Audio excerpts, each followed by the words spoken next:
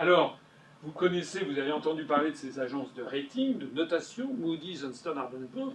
Ce que vous ne savez peut-être pas tout à fait, c'est que on parle beaucoup de Moody's, mais que l'actionnaire de référence, comme on dit, c'est-à-dire l'actionnaire numéro 1, celui qui possède Moody's, il en possède 13%. Il n'y en a aucun qui possède, il n'y a aucune autre personne, ni organisme qui possède plus de 5% de Moody's, sauf ce monsieur ici, qui est Warren Buffett. Warren Buffett possède 13% de l'agence Moody's. Qui est Warren Buffett?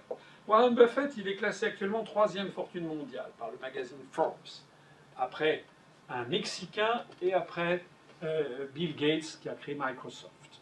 En 2009, il était première fortune mondiale. Il a baissé.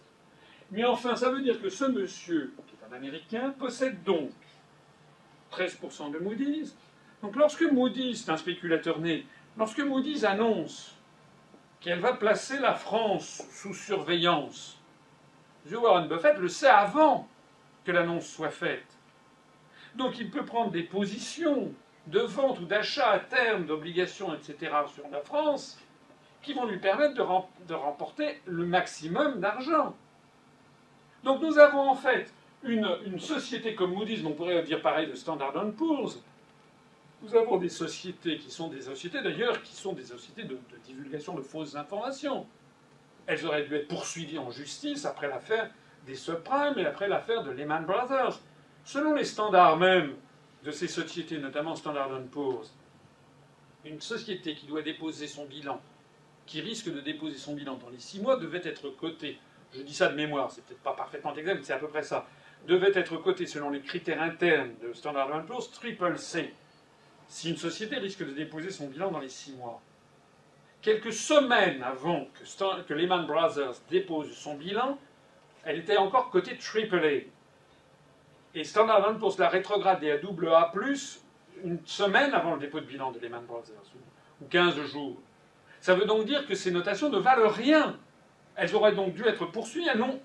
Elles peuvent sortir des notations comme elles le veulent. Elles sont totalement irresponsables. Puisqu'on fait des notations, mais bon, après, on pourra toujours dire, bah oui, on avait sous-estimé ci ou surestimé ça. Donc on donne des pouvoirs colossaux. Vous avez vu les toutes dernières déclarations du président de la République française, de ce qui reste président de ce qui reste de la République française, qui a indiqué quelles étaient les mesures d'urgence qu'il allait falloir imposer aux Français pour empêcher, pour calmer Standard & Poor's et Moody's. On va aller jusqu'où avec ça? Qui est-ce qui dirige la France? Ce sont les Français ou c'est M. Warren Buffett? Alors pour en arriver là, il n'y a qu'une chose à faire, il faut interrompre ce système. Alors ce n'est pas comme l'ont dit, j'ai vu M.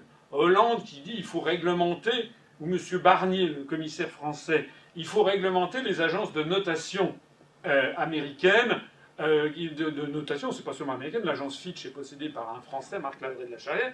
Il faut réglementer ces agences de notation. Mais comment va-t-on réglementer? Ça veut dire quoi, réglementer? Ça veut dire qu'il faudrait qu'il y ait une agence de notation officielle. Mais les marchés financiers se ficheront éperdument de ce que dira une agence de notation officielle. Ils ne s'intéresseront qu'à ce que disent des agences privées, bien entendu. Sinon, ils diront que l'information est comment dirais-je, est fallacieuse.